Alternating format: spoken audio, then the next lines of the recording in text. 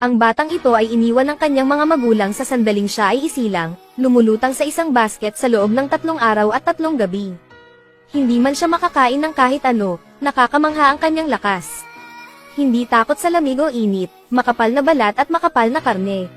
Ang panday ay nagpapanday ng mga espada sa ibaba ng agos, ang kanyang espada ay talagang nakakahiwa sa bakal na parang putik. Bigla niyang nakita ang isang bagong silang na sanggol sa ilog, mabilis niya itong dinampot. Bagamat samuka ito ng buong tiyan ng tubig ilog, makalipas ang ilang minuto ay mas gaman ang pakiramdam nito. Natuklasan ng panday na ang mga buto ng sanggol ay malakas, kasing lakas ng kalabaw. Madali itong magbuhat ng mga bato na tumitimbang ng higit sa 800 kilo. Ang panday ay walang asawa sa buong buhay niya, at ngayon ay hindi sinasadyang nakapulot siya ng isang anak na lalaki. Masaya niyang dinala ito pabalik sa kanyang nayon. Siyang nagustuhan ng mga babae sa nayon nang makita nila ang bata. Sinabi ng panday na ito ang anak na dinampot niya, ang pangalan niya ay Dailok. Lahat ng mga babae ay masigasig sa pagpapakain ng pagkain ng Dailok. Sa hindi inaasahan, ang kanyang gana sa pagkain ay napakalakas na higit sa 100 kababaihan ay hindi nakapagpapakain sa kanya ng sapat. Napagtanto ng panday na ito ay isang bata na hindi niya kayang palakihin.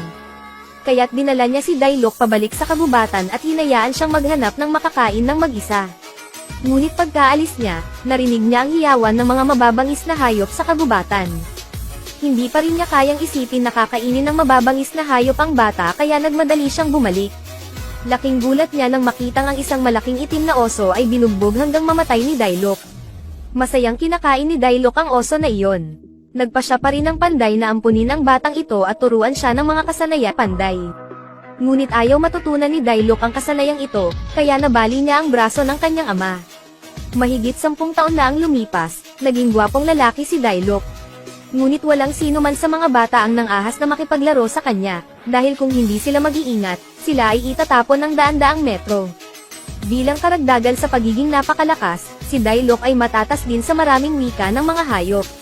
Noong araw na iyon, naglalaro si Dailok sa kabundukan nang makita niya ang isang babaeng kasing ganda ng isang diwata. Sandali siyang natigilan, saka umibig. Hindi niya alam kung paano ito ipahahayag, kaya nagmadali na lang siyang kunin ang kapirasong tela sa katawan ng dalaga. Mabilis na tumakbo ang takot na babae, prinsesa pala ang dalaga. Pagka-uwi ni Dailok, sinabi niya sa kanyang ama na nine-love siya sa isang magandang babae. Nakita ng ama ang piraso ng tela sa kamay ng kanyang anak at alam niyang nakagawa siya ng isang bagay na nakakahiya. Higit pa rito, mula sa pattern sa piraso ng tela, masasabi natin na ito ay damit ng isang prinsesa. Hiniling ng ama na mabilis siyang umalis sa nayon. Kung maglakas loob kang gumawa ng bastos sa prinsesa, tiyak na manghuhuli at pupugutan ka ng ulo. Naiimpake lang ni Dailok ang kanyang mga gamit at umalis sa nayon. Ang isang maliit na baboy ay gustong pumunta sa isang pakikipagsapalaran sa kanya. Sinabi ni Dailok na gusto niyang hanapin ang magandang babae na nakilala niya sa kagubatan. Naramdaman ni Little Pig na hindi naiintindihan ni Dailok kung ano ang pag-ibig, kaya gusto niyang hayaan siyang matuto ng kaunti. Sa patnubay ng munting baboy, sa wakas ay natuto siyang magmahal. Naglakad ng gusto si Dailok sa loob ng 7 araw at 7 gabi, ngunit hindi pa rin mahanap ang kastilyo. Sa wakas ay nakilala niya ang isang star mouse na nagsabi sa kanya na mag-shortcut. Si Dailok ay sumunod sa utos na star mouse at diretsyong tumalon pababa mula sa bangin.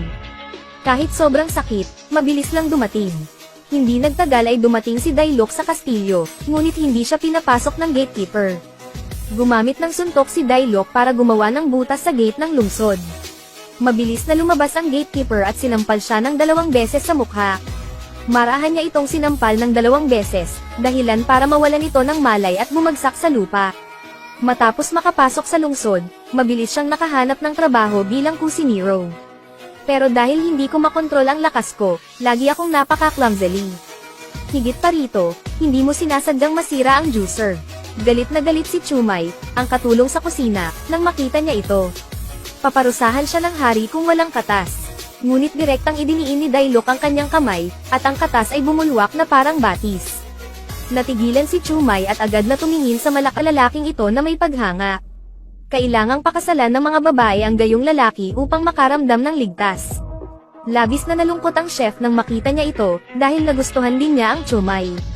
Ngayon, ninakawan na siya ng limelight ng isang teenager. Naglabas ng malaking kutsilyo ang chef, gusto niyang turuan ng leksyon si Dailok.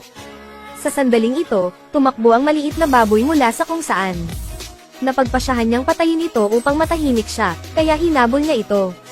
Ang maliit na baboy ay tumalon at nagtago sa isang sulok, patuloy na nanginginig. Sa oras na ito, mabilis na binuhat ni Dailok ang maliit na baboy at mabilis na tumakbo palayo. Ngunit hindi sinasadyang natapakan niya ang isang organ at natapon siya sa duel field. Isang katunggali ang nakatanggap ng isang boxed lunch on the spot.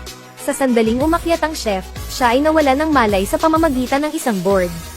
Ito pala ay isang paligsahan sa pagkinang lalaking ikakasal para sa prinsesa. Si Dailok ang naging bagong challenger. Nang makita ni Dailok ang prinsesa sa kinatatayuan ay agad siyang nabighani. Nakita ng manlalaban na hindi marunong magpigil ang bata, kaya pinutol niya ang kanyang damit gamit ang dalawang hampas ng espada. Gusto niyang talunin si Dailok nang walang pag-aaksaya ng anumang pagsisikap. Hindi nag-ingat si Dailok at pinagputol-putol ang espada ng gladiator. Laking gulat ng gladiator, agad siyang kumuha ng mas malaking palakol. Ngunit sa isang light flick lang mula kay Dailok, nabali ang ulo ng palakol. Nakita ng prinsesa na hindi maganda ang sitwasyon, mamatay man siya ay ayaw niyang makasal sa isang tulad ni Dailok. Kaya agad niyang inilagay ang kanyang plano sa pagpapaganda, matagumpay na naakit ang atensyon ni Dailok. Nang mabigani si Dailok sa kagandahan ng prinsesa, biglang gumamit ng patpat ang manlalaban para mapatamba siya sa lupa. Nahulog siya sa lupa, at tumakbo ang isang mantes upang ipakita sa kanya ang mga diskarte sa boxing ng mantes. Gaya ng inaasahan sa isang talento sa martial arts, kakayanin niya ito sa sandaling natutunan niya ito. Agad siyang tumayo at ginamit ang kanyang makapangyarihang mantis fist para talunin ang gladiator. Sa kasalukuyan, ayon sa mga patakaran, ang nagwagi ay maaaring pakasalan ng prinsesa. Tuwang-tuwa si Dailok, hindi niya inasahan na ganoon kabilis ang pagdating ng kaligayahan. Ngunit ang prinsesa ay labis na hindi nais na pakasalan ng isang simpleng tao. Sa makatuwid, isang mahirap na problema ang lumitaw para kay Dailok. Kailangan niyang patayin ang masamang dragon sa kuweba bago siya maging asawa nito. Dahil sa pag-ibig, agad na sumama sa linya si Dailok nang walang imik. Pagkapasok sa kuweba, nakita niyang puno ng kayamanan ang kuweba. Makalipas ang ilang sandali ng paghahanap, sa wakas ay nakakita siya ng kumikinang na sining. Ngunit ang masamang dragon ay lumapit din sa kanyang likuran. Matapos makuha ang singsing, tuwang-tuwa siya at nauntog ang kamay sa dingding ng kuweba. Isang matulis na bato ang nahulog, dahilan para mawala ng malay ang dragon. Kinuha ni Dailok ang singsing at tumakbo pabalik sa palasyo, ngunit sa hindi inaasahang pagkakataon ay nakasalubong niya ang isang asasin na ipinadala ng prinsesa.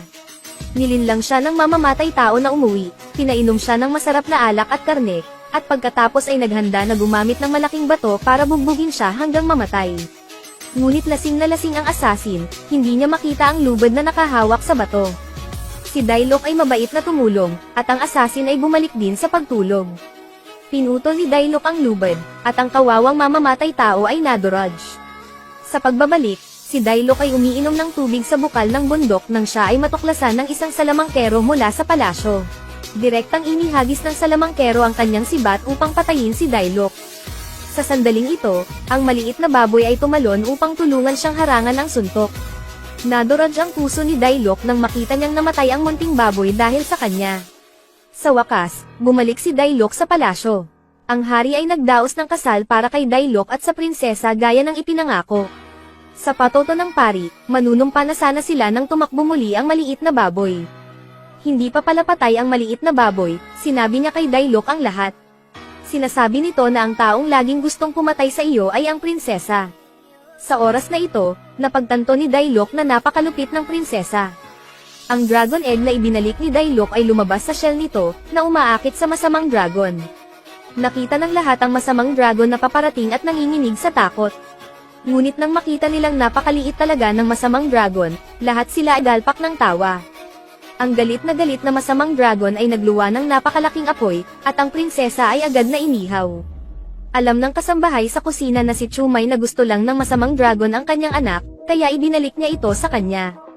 Pagkaalis ng masamang dragon, ang puso ni Dailok ay napuno ng kawalan ng pag-asa, pag-ibig ng ganoon. Ngunit sa oras na ito, ipinagtapat ni Chumay ang kanyang pagmamahal kay Dailok. Mabilis na tumaas ang tibok ng puso ni Dailok, dahil napagtanto niyang mas maganda si Chumay kaysa sa prinsesa. Dati, kinakain ng aso ang mga mata niya.